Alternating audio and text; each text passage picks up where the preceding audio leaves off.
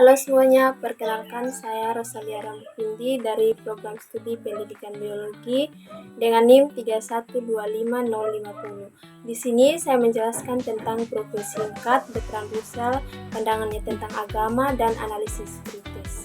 Siapa Bertrand Russell?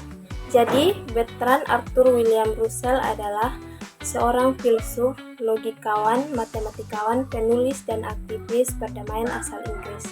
Ia dianggap sebagai salah satu tokoh intelektual paling berpengaruh pada abad ke-20. Russell dikenal luas karena kontribusinya dalam filsafat analitik, logika matematika, dan etika sekuler, serta perjuangannya untuk kebebasan berpikir, hak asasi manusia, dan perlucutan senjata nuklir. Pandangan Bertrand Russell terhadap agama. Satu, agama berasal dari ketakutan. Menurut Russell, agama bukan muncul dari penalaran atau bukti, melainkan dari ketakutan manusia terhadap hal-hal yang tidak dapat dipahami atau dikendalikan. Ia berpendapat bahwa ketakutan terhadap kematian, penderitaan, kekuatan alam, dan ketidakpastian hidup menjadi landasan emosional bagi munculnya kepercayaan terhadap Tuhan dan kehidupan setelah mati. 2. Menolak argumen rasional untuk keberadaan Tuhan. Russell menolak semua argumen tradisional tentang keberadaan Tuhan karena menurutnya argumen-argumen tersebut tidak logis dan tidak didukung oleh bukti yang kuat.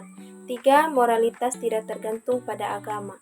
Salah satu pandangan penting Russell adalah bahwa moralitas tidak bergantung pada agama dan justru bisa menjadi lebih sehat dan jujur ketika dibebaskan dari dogma religius. 4. Agama menghambat kemajuan ilmu dan sosial. Russell percaya bahwa agama seringkali menjadi penghalang kemajuan baik dalam ilmu pengetahuan maupun kehidupan sosial.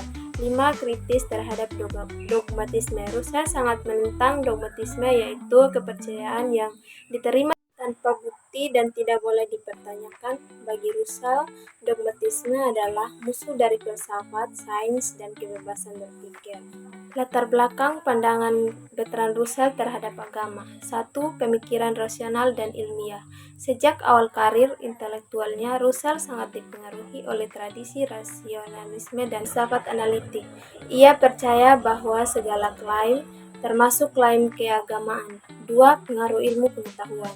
Russell hidup di masa ketika ilmu pengetahuan berkembang pesat, mulai dari revolusi Darwin dalam evolusi hingga fisika modern dan teori relativitas dan mekanika kuantum. 3. Pengalaman pribadi. Kehidupan Russell sendiri dipenuhi dengan pengalaman yang membuatnya semakin skeptis terhadap agama, seperti yatim piatu sejak kecil dan pendidikan yang ketat dan dogmatis. 4. Kritik terhadap lembaga agama.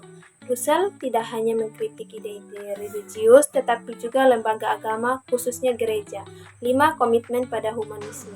Russell memiliki komitmen yang kuat terhadap humanisme sekuler, yaitu pandangan bahwa manusia dapat hidup secara etis tanpa agama, moralitas dapat dibangun di atas dasar akal, empati, dan pengalaman. Kebahagiaan manusia adalah tujuan utama kehidupan. Tanggapan kritis terhadap pandangan Bertrand Russell. 1. Terlalu menyederhanakan agama.